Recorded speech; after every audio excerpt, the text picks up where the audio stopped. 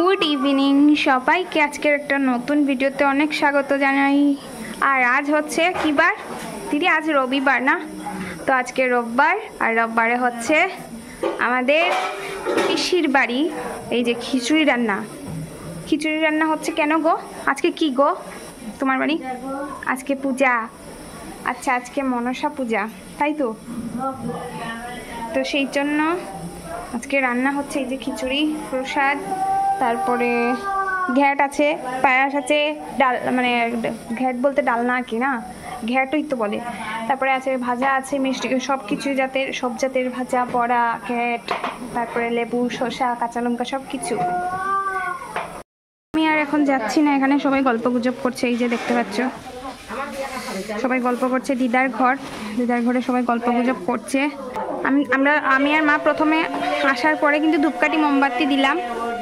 ধূপকাঠি মোমবাতি দেওয়ার পরে আমরা এই প্রসাদ খেয়েছি। মা মনসাকে মন প্রাণ দিয়ে ডাকলাম। মা মনসা, যদি কোনো আমার অপরাধ থাকে তাহলে আমাকে ক্ষমা করে দিবে মা, আর সবার মঙ্গল করবে মা। মা মনসা কিন্তু খুব জাগ্রত। তোমরাও কমেন্ট কি বলবো, তোমরাও মনে মনে কিন্তু ডাকবে। আর যদি তোমাদের মন থেকে একবার কমেন্ট করতে ইচ্ছা হয় তাহলে কমেন্টে জয় মা মনসা বলবে। অবশ্যই জয় মা মনসা লিখে কমেন্ট করবে।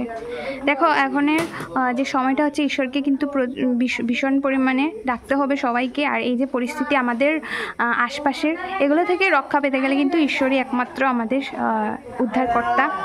কেননা আমরা যদি সবসময় এই ঈশ্বরকে না ডাকি, আর হঠাৎ বিপদে পড়লে খালি বিপদের সময় যদি খালি ডাকি, তাহলে কি হবে জানো? বিপদের সময় ডাকলে ঈশ্বর সাড়া দেন না, কেননা সবসময় ওনাকে ডাকতে হয় মন প্রাণ দিয়ে।